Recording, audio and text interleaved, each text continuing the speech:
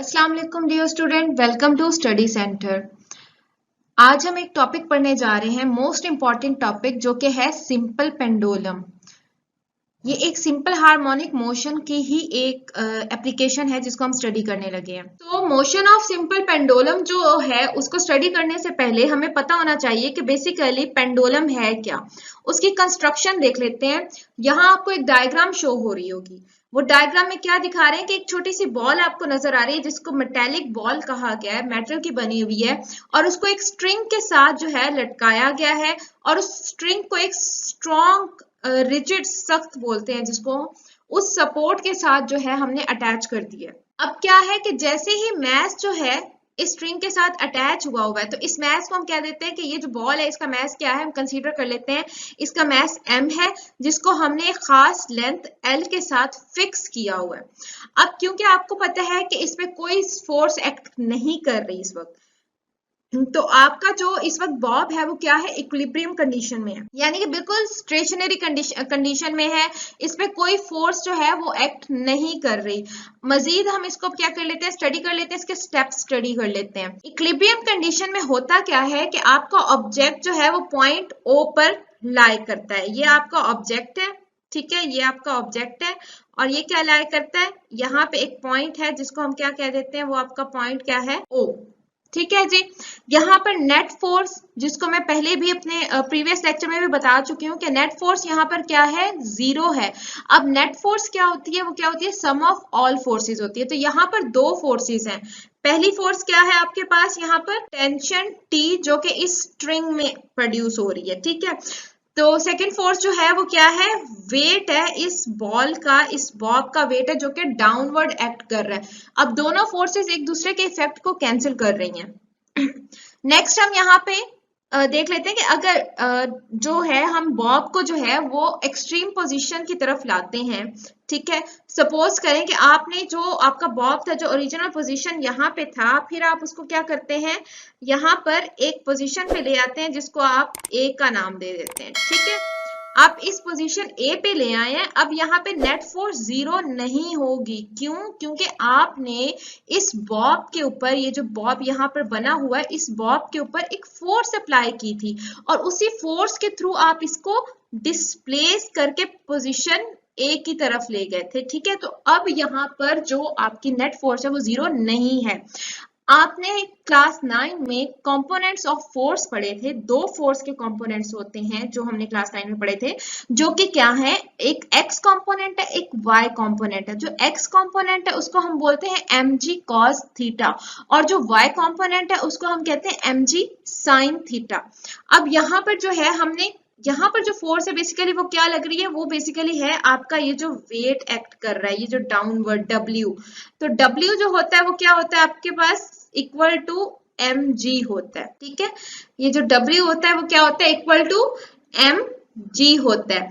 तो यहाँ पर क्या हो रहा है कि आपका वेट को दो कंपोनेंट्स में डिवाइड कर दिया। एक को नाम दे दिया है mg cos थीटा, यहाँ पे आपको शो हो रहा होगा, और एक का नाम दे दिया है mg sin थीटा, ठीक है। नेक्स्ट मूव करते हैं। There is no force acting along the string as the tension in the string cancel the component of mg cos theta. अब क्या करते हैं कि ये जो टेंशन यहाँ पे प्रोड्यूस हो रही थी वो क्या करेगी, mg cos थीटा को कैंसिल आउट कर देगी, ठीक है जी। अब हम नेक्स्ट देख लेते हैं जी, मोशन ऑफ सिंपल पेंडुलम ही दोबारा हम स्टडी कर रहे हैं। वो कहते हैं hence there is no motion along this direction the component. तो पहले भी मैंने आप लोगों को स्प्रिंग में दिखाया था। अब यहाँ पे देखें बेसिकली वहां पे हो क्या रहा है, ये आपका क्या था, ये आपकी स्ट्रिंग थी जो कि पोजीशन O पे थी, ठीक है। O से वो किधर की तरफ गई, इसको मूव करते हुए दिखाते हैं। O से वो गई है आपकी डायरेक्ट A पॉइंट की तरफ, फिर वो O की तरफ आई और फिर दोबारा B पॉइंट की तरफ आई है। हम यहाँ पे पॉइंट्स को जो है वो नाम दे देते हैं, ये B पॉइंट है और ये आपका क्या है, A पॉइंट है, ठीक है जी। अब वो कहते हैं there is no force, there is no motion along this direction, the component of the weight mg sin theta is directed towards mean position and act as a restoring force. Restoring force को हम बहुत अच्छी तरह से जानते हैं। वो क्या होती है, एक ऐसी फोर्स जो ऑब्जेक्ट को दोबारा से उसकी ओरिजिनल पोजीशन पे रिस्टोर करवाती है। सेकेंडली जी हम देख लेते हैं, यहाँ पे आपके पास बुक की ही डायग्राम बनी हुई है। ये पॉइंट जो है वो आपका क्या है, ओ है, ये पॉइंट आपका ए है और यहाँ पे ये आपका पॉइंट बी है। बॉडी आपकी क्या गई है, ओ से ए की तरफ गई है और फिर दोबारा से वापस ओ की तरफ आई और फिर ओ से बी की तरफ गई है। अब यहाँ पर एक्सेलरेशन और वेलोसिटी के क्या चेंजेस आए हैं। The component of the weight mg sin theta is directed towards the mean position and act as a restoring force। अब जो कंपोनेंट है वेट का, जो mg sin theta है, वो क्या करेगा, मीन पोजीशन की तरफ फौरन से उसको ले आएगा। ए से फौरन क्या करेगा, वो ए से डायरेक्टली मीन पोजीशन की तरफ ले आएगा। और यहाँ पर क्यों लेके आएगा, क्योंकि just because of this restoring force, इस रिस्टोरिंग फोर्स की वजह से। ठीक है, नेक्स्ट देखते हैं, at O the bob has got the maximum velocity due, obviously अब इनर्शिया को भी हम बहुत अच्छी तरह से पढ़ चुके हैं। अगर फिर भी किसी को प्रीवियस लेक्चर्स देखने हो तो मैं उनका लिंक जो है वो डिस्क्रिप्शन बॉक्स में दे दूंगी। अब यहाँ पर क्या हुआ है जी, यहाँ पर जो मैक्सिमम वेलोसिटी है उसके इनर्शिया की वजह से ना ऑब्जेक्ट जो है, आपकी बॉल जो है वो यहाँ पर आके बॉब आपका रुक जाएगा, लेकिन रुकेगा बहुत माइन्यूट सेकंड के, जो कि आपको फील भी नहीं होगा। तो हम कह सकते हैं कि यहाँ पे इनर्शिया की प्रॉपर्टी की वजह से वो रुका नहीं है, बल्कि किधर की तरफ मूव कर गया, टुवर्ड्स बी की तरफ। ठीक है, तो एक इस पॉइंट की तरफ वो हमारे पास जो है हमारा बॉब मूव कर गया है। बी क्या है, सेकंड एक्सट्रीम पोजीशन है। During this position towards be the velocity of the Bob decreases. हमने पीछे भी बात की थी स्प्रिंग का, जब हमने पढ़ा था, जब बॉल एंड बाउल पढ़ा था, तो हमने कहा था कि जब भी हम अगेंस्ट जा रहे होते हैं नेचर के तो ऑब्वियसली नेगेटिव साइन आता है। ठीक है जी, अब बी जो है वो बिल्कुल मीन पोजीशन का ऑपोजिट साइड पे एक्सट्रीम पोजीशन है, तो वहां जब ऑब्जेक्ट मूव करेगा तो क्या होगा कि उसको क्या होगा कि एक उसकी वेलोसिटी डिक्रीज हो जाएगी। The restoring force mg sin theta still acts towards the mean position O and due to this force the bob again starts moving towards the mean position। वो कहते हैं इस केस में क्या होता है कि जो रिस्टोरिंग फोर्स होती है ना mg sin theta, वो दोबारा से उसको O की तरफ ले आती है। ठीक है, रिस्टोरिंग फोर्स क्या कर रही है, उसको अगेन जो है वो दोबारा से O की तरफ ले आती है।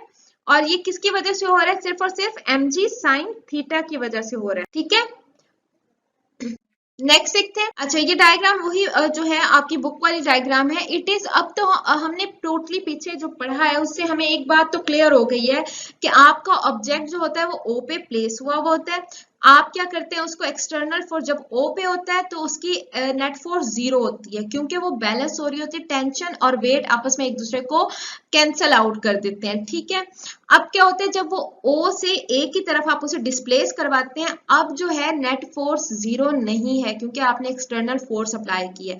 यहां से आप जैसे ही उसे रिलीज करते हैं तो क्या होता है कि ये डायरेक्ट होता है बिल्कुल किसकी तरफ, आपकी मीन पोजीशन की तरफ, जो है वो फौरन से मीन पोजीशन की तरफ मूव करेगा। क्यों, क्योंकि रिस्टोरिंग फोर्स की वजह से। रिस्टोरिंग फोर्स पे जब वो मीन पोजीशन पे आ जाते हैं तो आपकी जो बॉब है वो यहाँ पे नहीं रुकता, बल्कि किसकी तरफ ट्रेवल कर जाता है, बी की तरफ ट्रेवल कर जाता है, सेकेंड एक्सट्रीम पोजीशन की वजह से। क्यों, ड्यू टू इनर्शिया। ठीक है, जब इनर्शिया की वजह से वो बी की तरफ मूव करता है और बी की तरफ जाते हुए उसकी जो वेलोसिटी होती है ना, वो यूं समझे जो वेलोसिटी होती है वो क्या कर जाती है, डिक्रीज कर जाती है। ठीक है, वेलोसिटी जो होती है वो क्या कर जाती है, डिक्रीज कर जाती है। क्यों, क्योंकि आपको पता है रिस्टोरिंग फोर्स की वजह से, रिस्टोरिंग फोर्स उसे कॉन्टिन्यूसली पीछे की तरफ लाना चाहती है, लेकिन वो बी की तरफ जा रहा होता है तो वेलोसिटी उसकी डिक्रीज हो जाती है। अब बी पर क्या होता है, बी पर वो ज्यादा देर नहीं रुकता, बल्कि एक स्टॉप, एक छोटे से टर्मिनल के बाद, एक छोटे से स्टॉप के बाद वो फौरन से वापस ओ की तरफ वापस आता है। तो इससे हमें ये क्लियर हो गया कि जो स्पीड ऑफ द बॉब जो है वो इंक्रीज करेगी तब जब वो पॉइंट ए से ओ की तरफ आएगा और दोबारा से बी से ओ की तरफ आएगा। यानी कि किसी भी एक्सट्रीम पोजीशन से जब पॉइंट मीन, बॉब मीन की तरफ आएगा तो उसकी वेलोसिटी, जो उसकी स्पीड है वो क्या कर जाएगी, इंक्रीज कर जाएगी। ठीक है जी, when the bob moves from O to B, its speed decreases due to the restoring force which again act towards the B। अभी हम बहुत अच्छी तरह से पीछे से डिस्कस कर चुके हैं। तो वो कहते हैं therefore the acceleration of the bob again is directed towards the towards O तो इससे हमें ये पता चलता है कि ये जो हमारा सिंपल पेंडुलम है ये भी एक एप्लीकेशन है सिंपल हार्मोनिक मोशन की। अच्छा जी, इसका एक फॉर्मूला होता है टाइम पीरियड निकालने के लिए, जो कि होता है T is equal to 2πL/G। ये जो है ये हमारे पास टाइम पीरियड निकालने का एक फॉर्मूला है। ओके डियर स्टूडेंट, तो ये हमारा आज का लेक्चर था। अगर आपको मेरी वीडियो अच्छी लगी है तो kindly do subscribe my channel, like and share with your friends. Thank you.